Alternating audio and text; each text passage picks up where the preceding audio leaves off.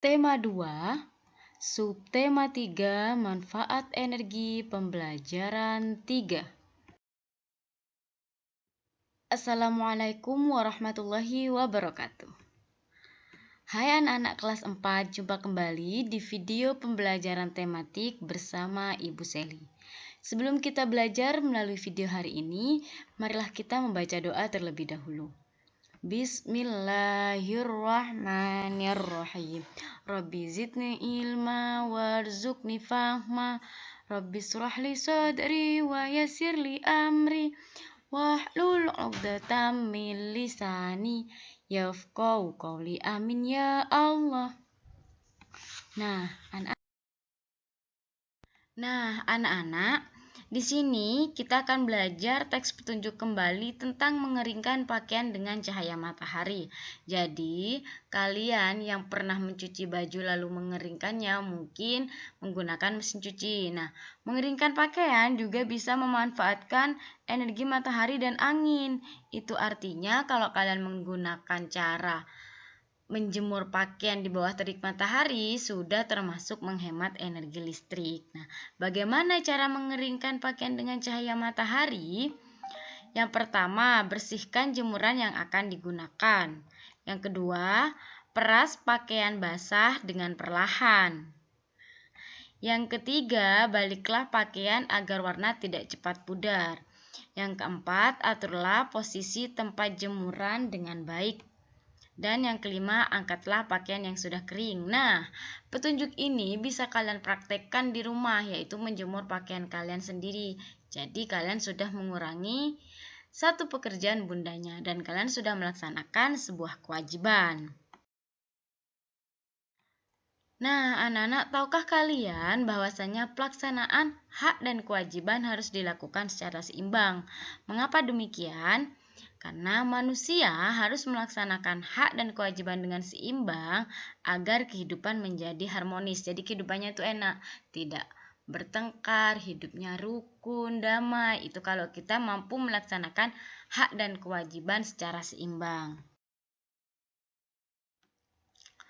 Supaya hak dan kewajiban dapat berjalan secara seimbang, maka perlu diketahui apa hak dan kewajiban kita di lingkungan tersebut. Kalau di sekolah kewajiban apa, di lingkungan rumah kewajiban kita apa, haknya kita apa, di masyarakat kewajiban dan haknya kita apa. Jadi dengan itu, hak dan kewajiban dapat berjalan secara seimbang.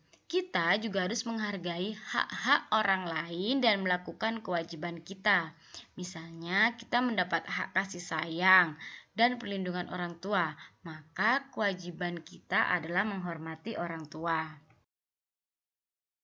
Nah, contoh lain nih, apakah ini termasuk melaksanakan hak dan kewajiban secara seimbang, yaitu sebelum tidur Danu selalu mematikan televisi. Nah, benar, ini termasuk perilaku yang melaksanakan hak dan kewajiban secara seimbang. Mengapa? Karena Danu memiliki hak menonton TV. Kewajibannya adalah mematikan ketika tidak ditonton, yaitu saat mau tidur. Yang kedua, Dewi selalu membiarkan lampu kamarnya menyala setiap hari. Ini tidak mencerminkan melaksanakan hak dan kewajiban secara seimbang. Yang ketiga, Raffi selalu mencabut kabel komputer selesai dimatikan. Ini juga termasuk pelaksanaan hak dan kewajiban secara seimbang. Yang keempat, Dani membiarkan AC menyala di kamarnya saat akan pergi. Ya, ini tidak melaksanakan kewajiban dan hak secara seimbang. Kemudian yang terakhir, Vika menyiram tanaman dengan air secukupnya. Nah, ini termasuk perilaku yang melaksanakan hak dan kewajiban secara seimbang. Selanjutnya, di sini ada pelaksanaan hak di masyarakat dan ada pelaksanaan kewajiban di masyarakat. Yang pertama, setiap warga negara berhak bekerja untuk memenuhi kebutuhan pangan, sandang, dan papan. Itu hak mereka. Kewajibannya menaati peraturan berkendara di jalan raya. Yang kedua, menyampaikan pendapat melalui musyawarah, televisi, atau media cetak. Itu adalah hak kita di masyarakat. Lalu apa kewajiban kita?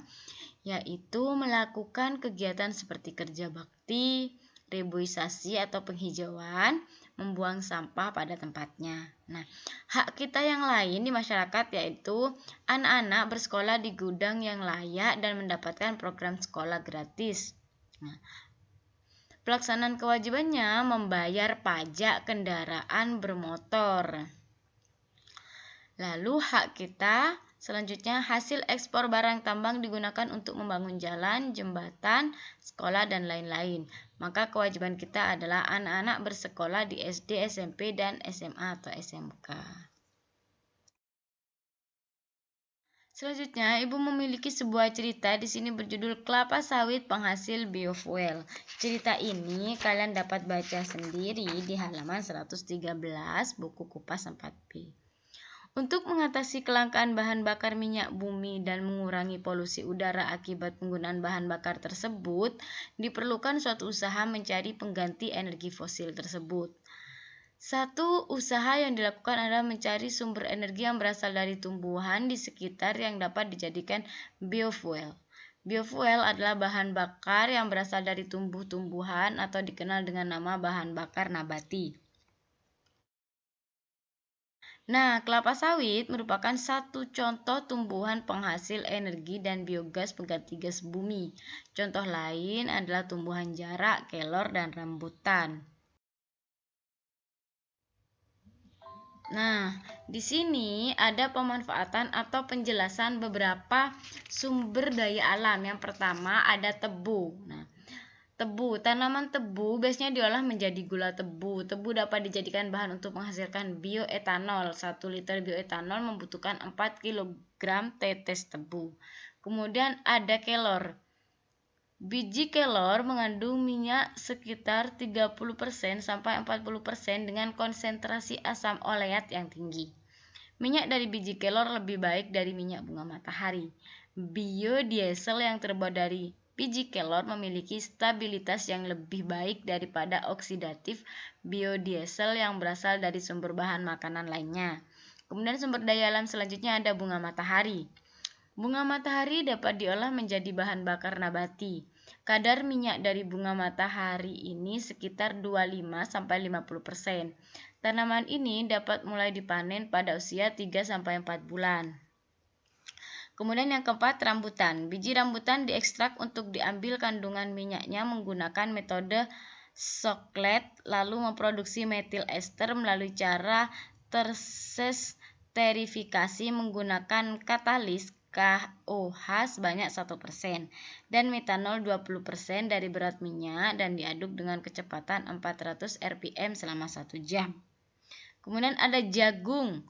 Selain menjadi bahan makanan pokok, jagung juga dapat dijadikan bahan baku bioetanol.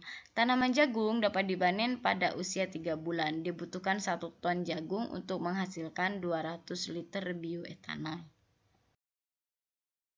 Kemudian yang lainnya, bagian dari kelapa sawit ini memiliki banyak manfaat. Mulai dari minyak kelapa sawit digunakan untuk menggoreng makanan, ampas dari kelapa sawit sebagai pupuk organik, tandan kosong sebagai pengembang biomasa, pelepah pohon sebagai bahan dasar untuk pembuatan kompos, batang pohon sebagai bahan bangunan dan furniture.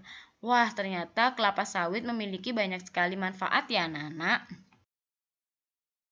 Wonderful, itu dia materi kita hari ini. Terima kasih telah menyimak videonya.